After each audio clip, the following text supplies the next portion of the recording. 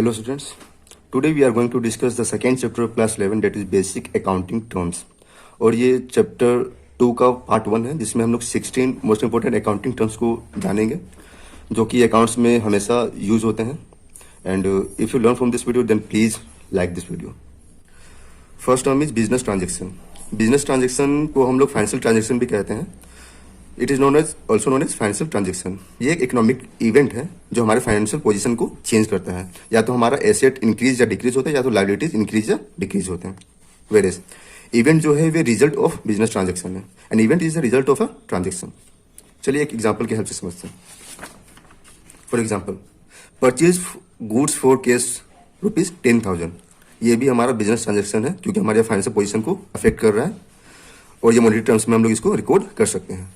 वेरेज sold goods for ₹12,000, ये another business transaction है। और excess of ₹2,000 over the purchase of goods cost, ये जो है ₹2,000 एज अ प्रॉफिट, वे हमारा इवेंट ऑफ द ट्रांजेक्शन होगा। सो event will be 12,000 minus 10,000, that is ₹2,000 which is the profit of resulted from this business transaction. ये हमारा event होगा। Third term है account. जो अकाउंट है वो एक ऐसा प्लेस है जहां हम लोग किसी एक आइटम या पर्सन से रिलेटेड कोई भी रिकॉर्ड्स को समराइज फॉर्म में रिकॉर्ड करते हैं in order of their occurrence, chronological order में। So account is a place where all the business transaction relating to a particular person और आइटम इज रिकॉर्डेड।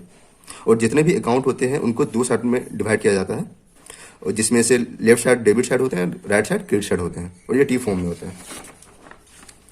ये अकाउंट का फॉर्मेट है। ये केस अकाउंट है, डेबिट साइड और credit side.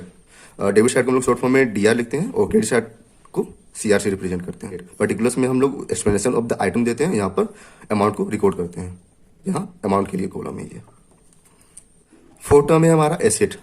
Asset जितने भी प्रॉपर्टी या रिसोर्स है जो एक बिजनेस ओन करता है, जो हम लोग को अर्निंग करने में हेल्प करता है, उनको हम लोग एसेट्स बोलते हैं। And asset is a resource property owned by a business which provides a future benefit. और एसेट्स जो है मेनली टू टाइप्स के होते हैं। First current assets and second non current assets. जो करेंट एसेट्स उन एसेट्स को बोलते हैं जो केस में कन्वर्ट हो सके within a year, whereas non current assets are those assets which can not be converted within a year. उनको एक साल से ज्यादा लग सकते हैं या तो वे continuous use for the business purpose के लिए हम लोग उसको रखते हैं।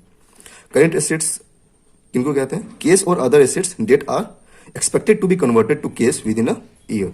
For example case, debtor, stock, bill receivable, etc.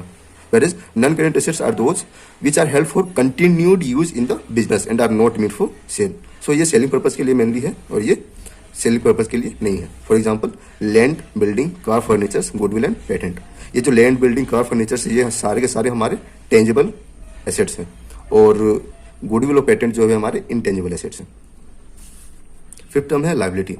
Liability is the responsibility of the business, जिसको हम लोग पेमेंट करने के लिए रिस्पॉन्सिबल है।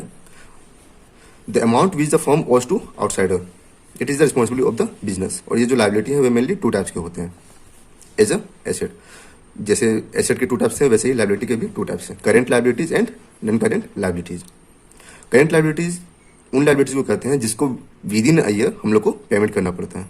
And non current liabilities are those which are not expected to be paid within a year. So, non-current liabilities which are expected to be paid after the period of 1 year. Current liabilities के example है creditors, bills payable, short term loans, and non-current liabilities के example है long term loans and debentures. Six term हमारा है capital. Capital को हम लोग पूंजी भी बोल सकते हैं जो एक बिजनेस का मालिक बिजनेस में इन्वेस्ट करता है। So capital refers to the amount invested by the proprietor in a business.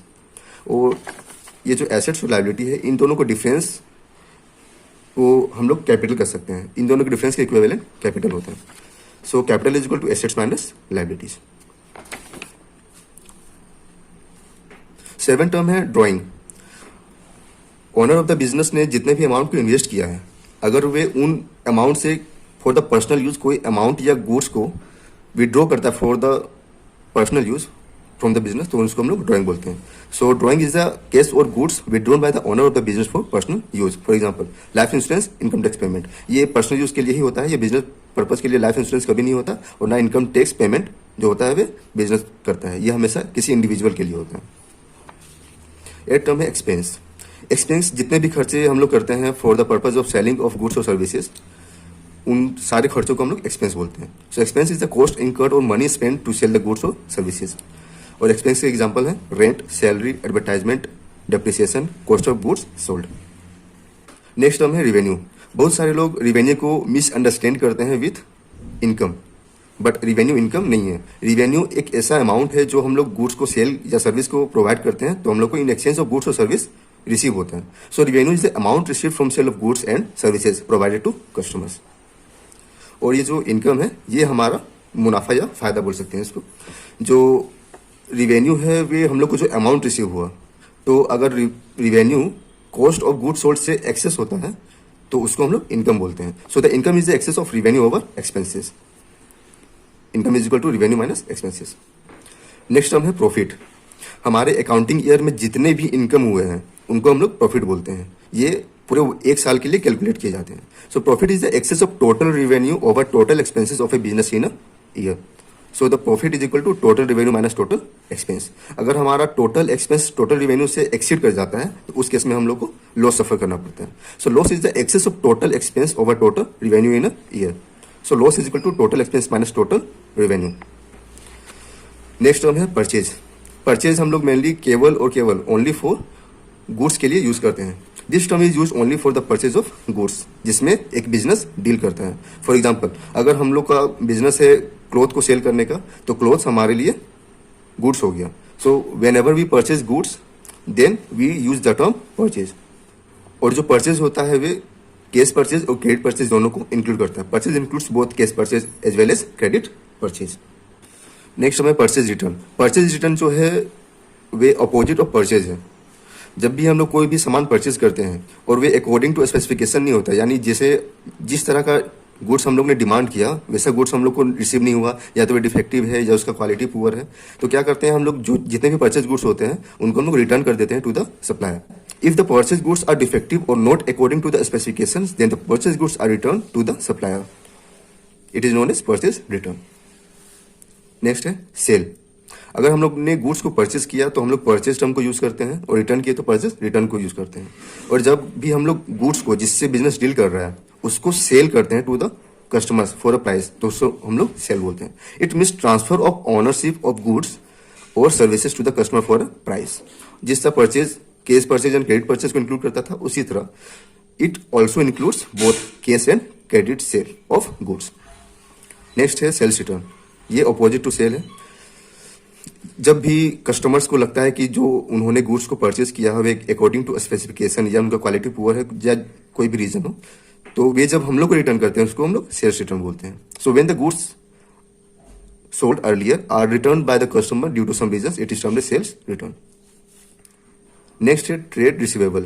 It refers to the amount receivable on account of sale of goods or services. हम लोग ने जितने भी गुड्स और सर्विस को सेल किए हैं या प्रोवाइड किए हैं, तो इन रिटर्न जितने भी हम लोग के अमाउंट रिसीव होने चाहिए थे लेकिन हम लोग ने रिसीव नहीं किए और वे उधारी में हम लोग ने प्रोवाइड कर दिए हैं, तो उस केस में डेटर्स और बिल रिसीवेबल हम लोग को रिसीव होते हैं. उनको हम लोग बोलते हैं ट्रेड रिसीवेबल्स. नेक्स्ट टर्म है trade payables. It is the amount payable on account of goods purchase और सर्विसेज रेंडर्ड. इसके एग्जांपल है क्रेडिटर्स एंड बिल पेबल्स.